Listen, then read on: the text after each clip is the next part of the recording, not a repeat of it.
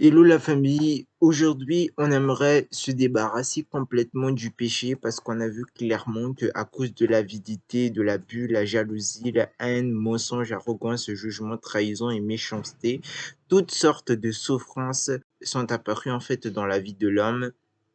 Et aujourd'hui, tout le monde veut arrêter de souffrir, mais effectivement, l'argent ne peut pas en fait nous aider à nous sauver de toutes ces corruptions de Satan, ni la fortune, ni la gloire, ni le gain ne peuvent nous sauver de toutes ces corruptions de Satan. Seul Dieu peut nous sauver de cette corruption de Satan.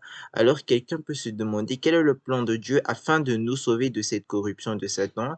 Effectivement, Dieu nous l'a déjà révélé. Alors qu'est-ce que Dieu dit? Dieu Tout-Puissant dit, tout mon plan de gestion qui s'étend sur 6000 ans se compose de trois étapes ou trois ères.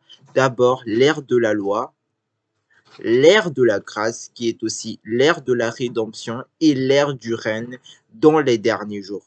Mon œuvre dans ces trois ères diffère quant à son contenu selon la nature de chaque ère, mais à chaque étape, elle correspond aux besoins de l'homme.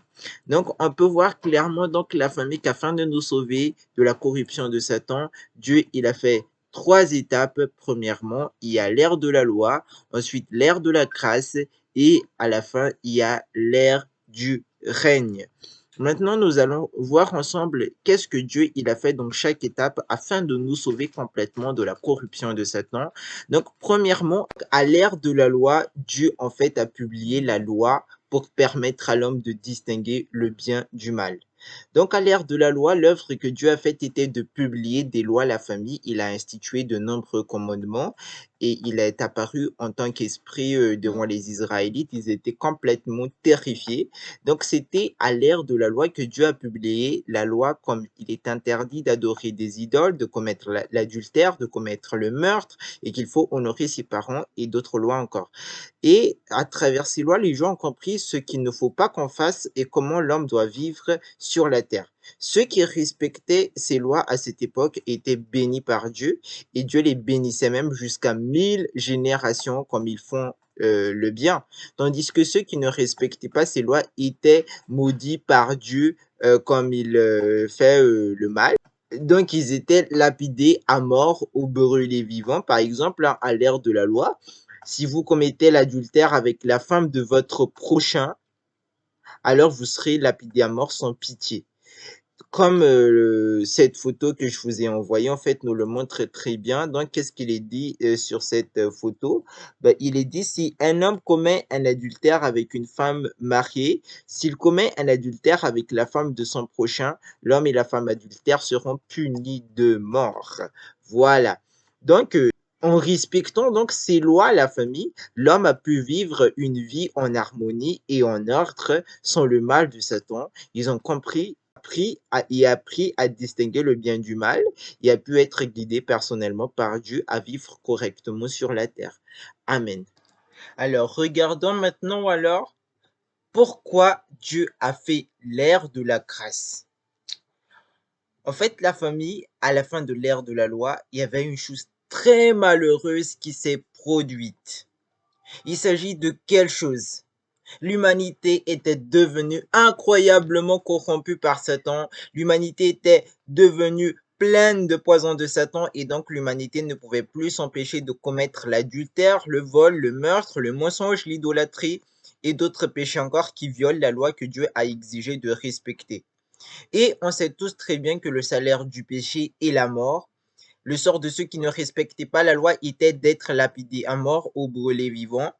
Et donc, à la fin de l'ère de la loi, beaucoup de gens étaient lapidés à mort ou brûlés vivants. Et donc, l'humanité tout entière risquait de périr à cause de leur incapacité de respecter la loi. C'est pour cela que Dieu a mis un terme à l'ère de la loi et a ouvert l'ère de la grâce pour sauver l'humanité de la condamnation de la loi. Dieu a donc décidé de prendre sur lui tous les péchés de l'humanité entière et d'être mis à mort à la place de l'humanité. Mais pour pouvoir réaliser cela, il se devait de devenir aussi comme un être humain. Et donc Dieu est devenu chair pour la première fois il y a 2000 ans en tant que Jésus. Et après quoi? Il a pris sur lui tous les péchés de l'humanité entière. Et par la suite, il a été cloué sur la croix à notre place. Il a été cloué sur la croix à notre place au lieu de nous qui aurions dû être mis à mort à cause de tous ces péchés que nous commettons tous les jours. C'est pour cela que même si nous n'avons jamais cessé de pécher jusqu'à maintenant contre Dieu, nous n'avons pas été mis à mort ou lapidés à mort ou brûlés vivants. Non, nous pouvons toujours continuer à vivre et à prier Dieu grâce à la crucifixion du Dieu incarné sur la croix. Et nous avons pu donc être sauvés de la condamnation de la loi en acceptant Jésus comme notre sauveur. C'est pour cela que la deuxième étape est appelée l'ère de la grâce. Alors, maintenant, regardons pourquoi Dieu il a fait l'ère du règne. Pour qu'on puisse comprendre cela, il faut déjà qu'on commence par se poser une question.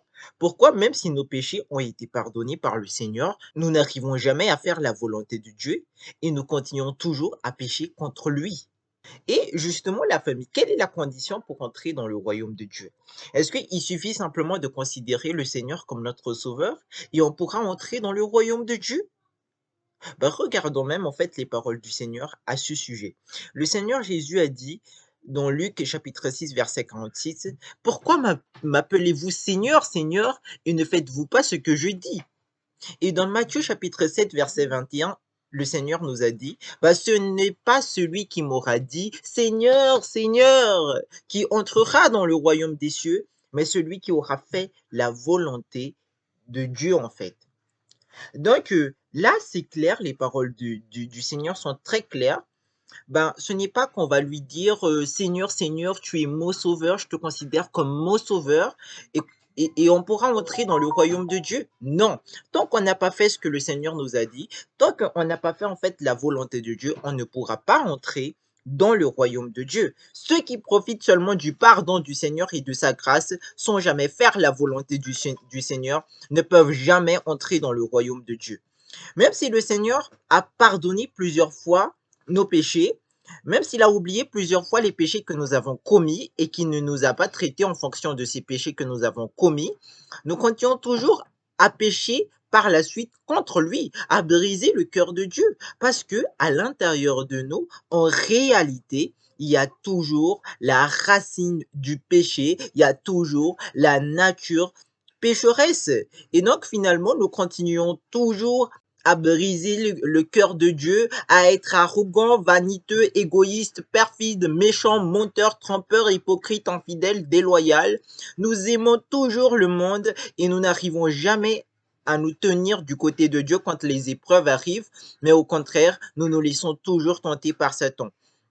C'est pour cela que Dieu a dit que ceux qui sont seulement pardonnés de ses péchés ne sont pas aptes à entrer dans son royaume. Seulement ceux qui arrivent à faire la volonté de Dieu qui sont, voilà, aptes en fait à entrer dans le royaume de Dieu.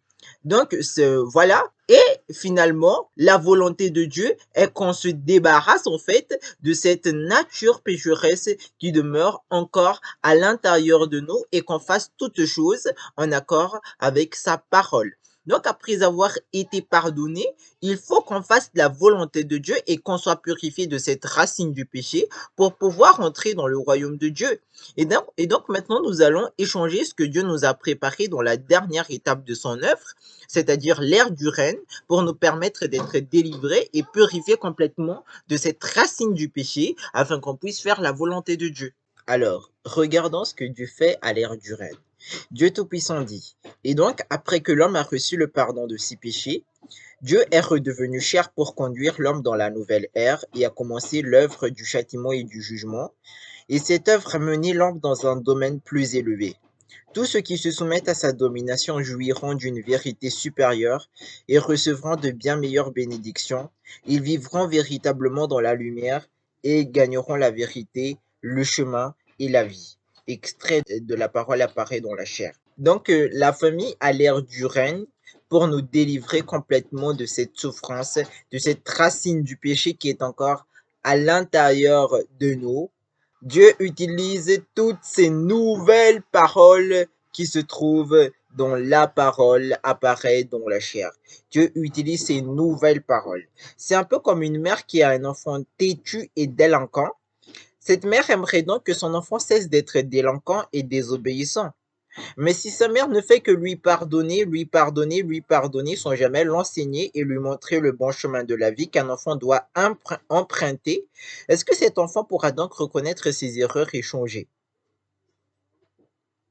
Bah, pas du tout. Si sa mère veut que cet enfant change et devienne un enfant obéissant, alors il ne faut pas seulement se limiter à pardonner ce qu'il a fait. Ça ne va rendre l'enfant qu'encore plus désobéissant, n'est-ce pas? Et donc, il faut montrer à cet enfant par des paroles, par des enseignements, quelle est la source de sa désobéissance, qu'est-ce qu'il doit faire et qu'est-ce qui va l'attendre en fait s'il ne change pas du tout. Seulement de cette manière que cet enfant pourra changer complètement, mais pas du tout en lui pardonnant uniquement ce qu'il a fait. Et c'est la même chose avec l'œuvre de Dieu à la fin des temps. Quand Dieu est revenu dans la chair aujourd'hui pour nous purifier et délivrer complètement de cette racine du péché, il utilise spécialement ces nouvelles paroles qui se trouvent dans la parole apparaît dans la chair. Seulement, les paroles de Dieu qui nous permettent d'être complètement purifiés de notre racine du péché, ils nous permettent de comprendre la volonté de Dieu et de faire sa volonté. Les nouvelles paroles de Dieu vont nous permettre de faire la volonté de Dieu face à des problèmes tels que la difficulté au niveau de la famille, au niveau du travail, du mariage, de l'étude, face aux épreuves, des malheurs et des tribulations. C'est pour cela que nous avons tellement besoin de ces nouvelles paroles qui se trouvent dans la parole apparaît dans la chair, seulement en expérimentant toutes ces nouvelles paroles de Dieu que nous allons pouvoir être purifiés de la racine du péché et entrer dans le royaume de Dieu. C'est ce que Dieu fait à l'ère du règne, il utilise ces nouvelles paroles qui se trouvent dans la parole apparaît dans la chair. Alors, en résumé, donc Dieu, il a fait trois étapes afin de nous sauver, l'ère de la loi, et ensuite l'ère de la grâce, et à la fin, l'ère du règne. Donc aujourd'hui, nous sommes à l'ère du règne parce que Dieu, il est déjà revenu.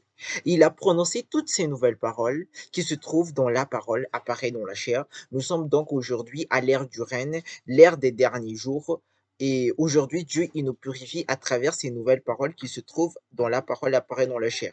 Amen.